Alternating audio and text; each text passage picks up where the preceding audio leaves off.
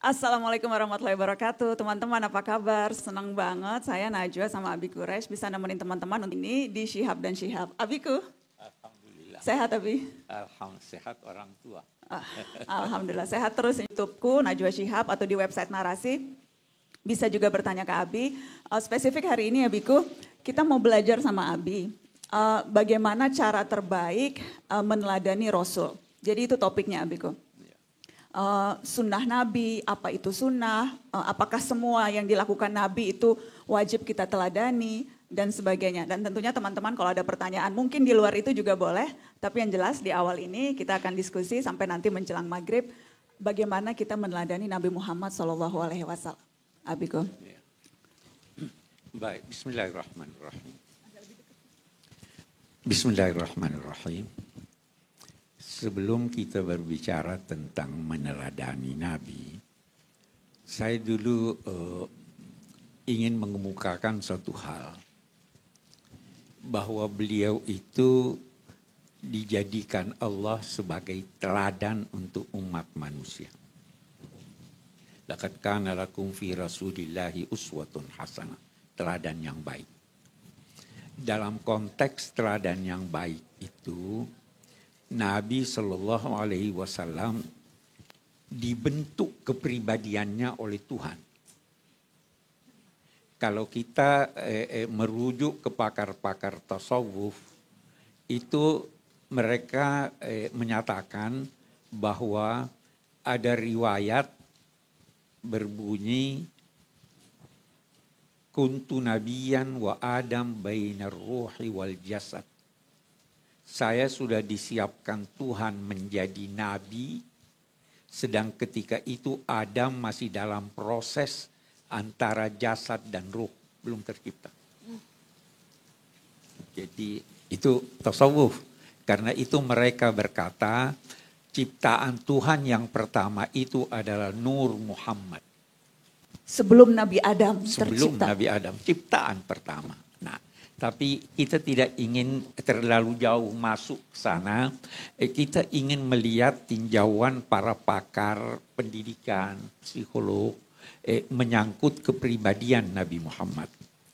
Mereka berkata, memang Nabi Muhammad SAW itu disiapkan untuk menjadi teladan. Sehingga semua faktor yang bisa mempengaruhi kepribadian beliau sejak dini itu dihindarkan dari beliau karena Tuhan yang ingin membentuknya sendiri. Apa misalnya faktor-faktor itu? Kita lihat. Faktor itu yang pertama ibu bapak. Pasti. Ibu itu pasti punya pengaruh pada anak. Bapak juga begitu.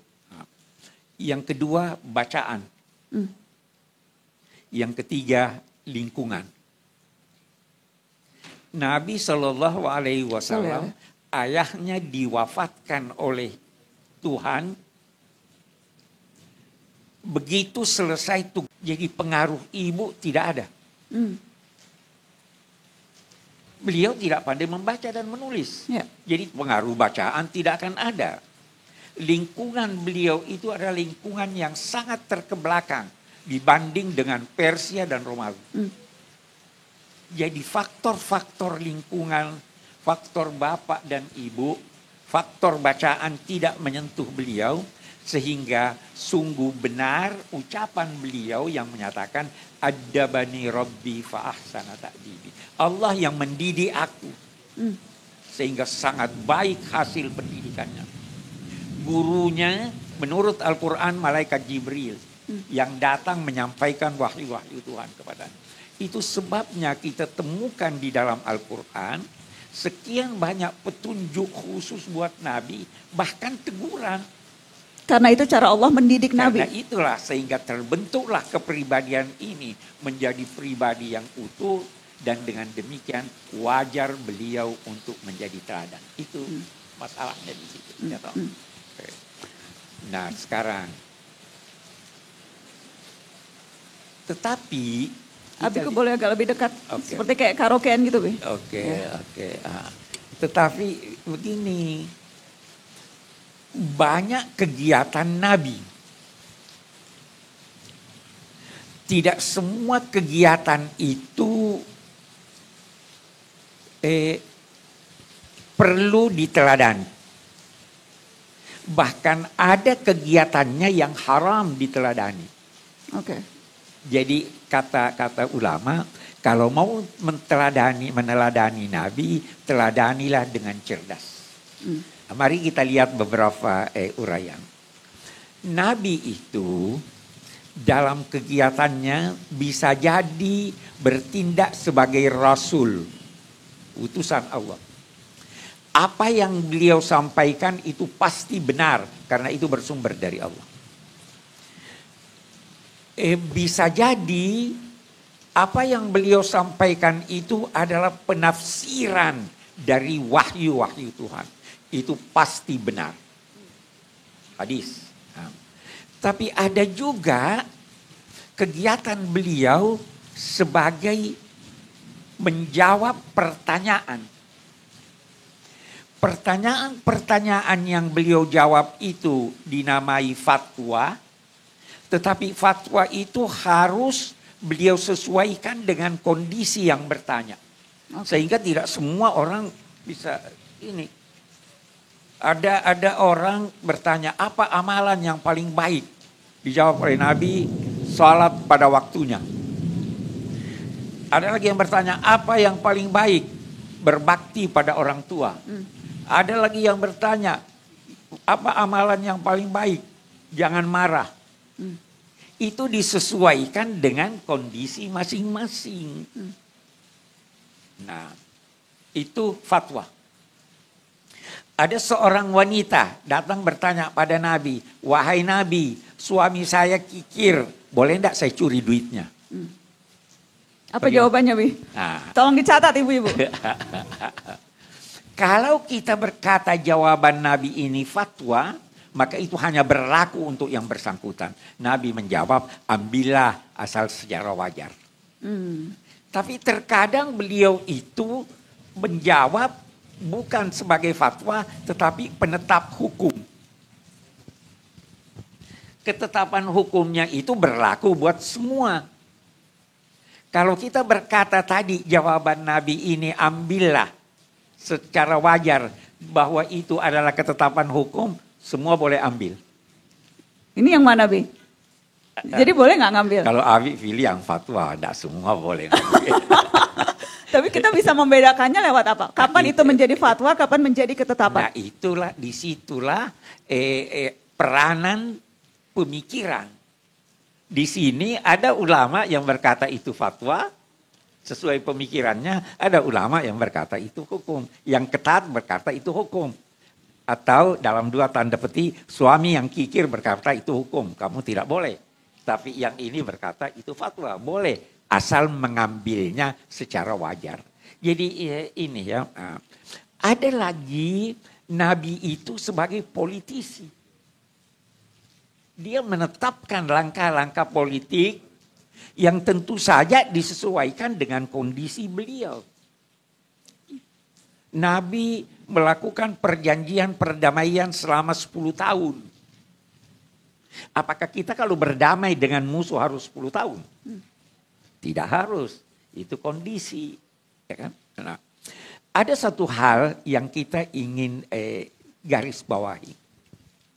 Kalau Nabi menyampaikan sesuatu berdasar Al-Quran dan hadis Nabi yang bersifat umum ini, atau fatwa, maka itu pasti benar. Tetapi kalau hukum, itu benar dari segi prosedur, belum tentu dari segi substansi benar.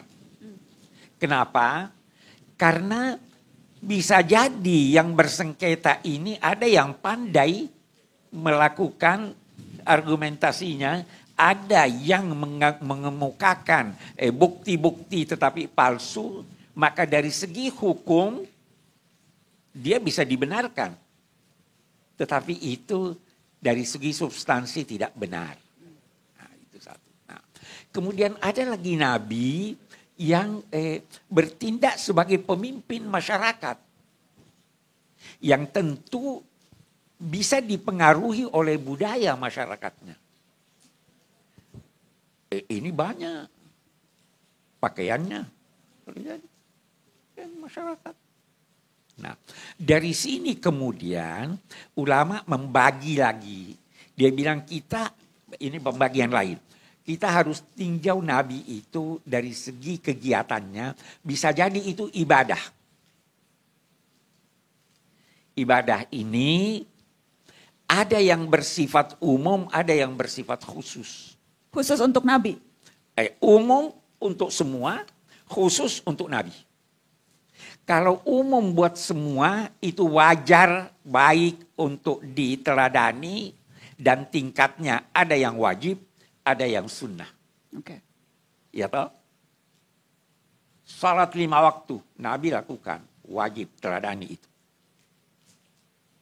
Ada yang sunnah, Nabi tahajud, wajar diteladani itu. Tetapi tunggu dulu. Tahajudnya Nabi itu wajib. Bagi Nabi? Bagi Nabi. Bagi kita sunnah.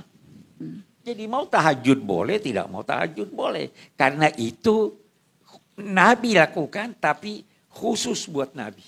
Okay. Saya beri contoh yang lain. Kita puasa, begitu maghrib dianjurkan segera berbuka. Boleh enggak sambung puasanya sampai besok? Haram. Nabi melakukan itu. Nabi nggak buka, Wi? Nabi tidak buka. Artinya sewaktu-waktu Nabi tidak buka, berlanjut. Kan masa Nabi itu makanan artinya terbatas, rumahnya ini. Oke deh, saya lanjut aja. Ya toh, itu contoh. Kita ambil contoh yang lain. Nabi menghimpun 5 orang, lebih dari 4 orang istri. Boleh enggak diteladani? Enggak. Nah, khusus buat Nabi. Nana paling cepat kalau soal itu langsung enggak boleh. Yeah. Ya kan? Kita bisa kembangkan lagi ini. Baik tidak, saya tidak katakan boleh atau tidak. Baik tidak menikah dengan anak yang belum dewasa. Tidak. Nabi menikah dengan Aisyah. Itu tidak wajar kita diteladani. Itu ulama berkata yang meneladani itu bodoh dan sombong. Dia bodoh karena tidak tahu mengapa Nabi menikah. Itu, dan dia sombong karena menganggap dirinya sama dengan Nabi. Ini ibadah. Ada lagi kegiatan beliau yang lahir dari kecenderungan beliau. Tata cara yang beliau senang untuk lakukan. Ini tidak wajib diteladani. Apa contohnya? Saya beri contoh. Kalau berbicara menggigit-gigit bibirnya. Menepuk-nepuk telapak tangannya dengan jarinya. Apa kita perlu teladani itu? Tidak harus diteladani. Kita ambil contoh yang lain. Ada, kalau itu beliau lakukan dan anjurkan kita untuk melakukannya, maka itu baik kita teladani. Kalau ada anjurannya. Seperti contoh. Kalau tidurlah dengan tangan begini dan diarah yang jangan menekan jantung. Itu cara yang Nabi usulkan. Kita wajar teladani itu. Kalau kecenderungan pribadi, Nabi senang makan paha kambing. Bagaimana? Yang kata Baim wajib diteladani karena dia suka paha kambing. Silahkan suka, tapi jangan atas namakan Nabi. Kalau suka, silahkan. Tidak suka, jangan berkata ya kamu melanggar Nabi. Ya kan? Nah, cara jalan Nabi, cara berpakaian Nabi, itu berkaitan dengan budaya masyarakat atau tidak? Pasti. Pasti berkaitan. Tidak harus diteladani. Tetapi, kalau orang meneladaninya karena cinta pada Nabi, maka dia dapat pahala. Bukan pahala karena pakai pakaian itu, tapi pahala karena cintanya pada Nabi. Jadi meneladani Nabi itu kita harus hati-hati sekali. Tidak semua apa yang kita baca, oh ini kita mau teladani Nabi, ini kita mau teladani. Apa Bi contoh yang salah kaprah menurut Abi? Yang salah kaprah. Mungkin salah satu yang salah kaprah sekarang karena orang tidak paham pakaiannya. Budaya. Budaya itu oleh agama ini dianjurkan untuk dipelihara. Tetapi budaya itu berbeda antara satu masyarakat dengan masyarakat lain. Yang dianjurkan untuk dipelihara adalah budaya setempat. Peliharalah budaya Indonesia. Budaya itu ada yang sesuai dengan tuntunan agama, ada yang tidak sesuai. Utamakanlah yang sesuai dengan tuntunan agama. Jangan utamakan budaya orang lain yang sesuai dengan tuntunan agama. Ya. Utamakan budayamu. Itu ajaran karena kita disuruh istilahnya itu ma'ruf. Laksanakan ma'ruf. Ma'ruf itu beda-beda. Budaya itu beda-beda. Jadi jangan ambil budaya yang lain. Nah, sekali lagi kita berkata, kalau budaya itu kita contoh, tetapi tujuannya karena cinta Nabi itu lain persoalan. Namun sebenarnya sekian banyak kegiatan yang dapat kita lakukan mencerminkan cinta pada Nabi sekaligus bisa memelihara budaya kita. Itu pasti ada yang tidak setuju. Itu sebabnya Nabi suka pakai pici hitam. Ya kan? Pakai pici hitam. Kita di Indonesia sholat pakai pici hitam. Di Mesir orang sholat tidak pakai pici. Saya lama hidup di Mesir, tidak pernah pakai pici. Sampai di Makassar, ibu saya lihat saya, kamu tidak pakai pici? Pakai pici, tidak boleh itu. Itu budaya setempat, saya hormati itu. Itu jadi perlu berhati-hati sekali ketika kita berkata meneladani Nabi. Nah, apa yang paling bagus diteladani? Yang tidak ada perselisihan di situ. Akhlaknya. Teladani Nabi akhlak. Itu sudah ini. Abi gambarkan dong singkat aja. Pasti banyak sekali sih kalau kita bicara akhlak Nabi. Tapi kalau menggambarkan indahnya akhlak Nabi, Bi, dari hal-hal sederhana atau hal-hal yang beliau lakukan. Iya, kalau kita bicara akhlak Nabi yang pertama, itu ada sangat hormat pada mitra bicaranya. Tidak pernah meluruskan kaki di hadapan sahabatnya. Sahabatnya pun tidak diteruskan. Ada sahabatnya yang sedemikian dia hormati sampai suatu ketika Nabi mengulurkan kaki terus dia perbaiki duduknya. Kenapa begitu? Saya hormat pada dia. Tidak pernah berbicara pada orang dengan menoleh. Tapi kalau menoleh dengan seluruh badannya. Aduh, nah langsung gak enak nih Abiku. Harus gini ngadep ya. Ini kan kita terpaksa nih. Ya, mestinya begitu. Oke. Ya. Seluruh badan, Bi. Gak pernah cuma kepala. Tidak pernah cuma kepala. Itu lagi-lagi menunjukkan penghormatan. Ya, penghormatan. Kalau kita, mau apa kamu? Kan kurang hormat. Sangat hormat. Bahkan diriwayatkan bahwa beliau berusaha menggunakan dialek mitra bicaranya. Jadi kira-kira kalau ketemu orang Jawa, bahasa Jawa. Bahasa Betawi, kalau Betawi. Karena itu yang menjadikan orang simpati. Ya toh. Kalau menegur, tidak pernah nuding. Paling kalau beliau tidak setuju, terlihat di antara dua dahinya ada urat. Oh ini marah nih. Dan kalau menegur, beliau berkata, kenapa ada orang seperti ini ya? Tidak menyebut nama. Sehingga akhlak inilah sebenarnya yang menjadikan orang simpati pada beliau. Memang pendidikan Tuhan ada. Lau kunta fazzan ghalizal qalbi lam faddu min hawlik. Hei, kalau kamu punya ucapan kasar, hatimu keras, orang akan lari dari kamu. Tapi karena ramah tamahnya ininya segala, ada orang-orang yang memeluk Islam tanpa kenal ajaran Islam. Dia hanya lihat mahadha biwajhi kadzab. Ini orang wajahnya bukan wajah pembohong. Bukan wajah pembohong. Ini pasti orang jujur. Bahkan itu ulama-ulama membahas apa bedanya Islamnya Sayyidina Umar dan Islamnya Sayyidina Abu Bakar. Apa, Bi? Sayyidina Abu Bakar itu masuk Islam karena kenal pribadi Nabi. Belum kenal ajarannya.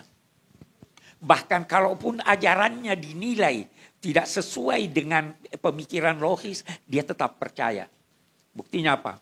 Waktu ada orang berkata pada dia, "Hai Abu Bakar, itu kau punya teman mengaku pergi Isra kembali lagi." Jawabannya apa? Kalau dia yang ucapkan itu, saya percaya. Jadi dia percaya sebelum percaya ajarannya. Kalau Sayyidina Umar tidak.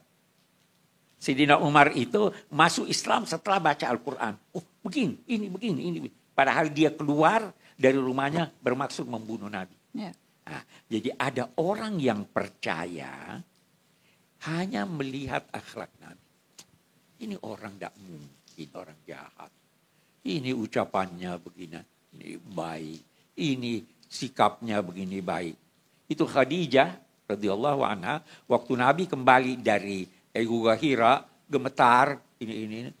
Saya mendapat kejadian. Dia bilang tidak mungkin Tuhan akan tidak membantu kamu.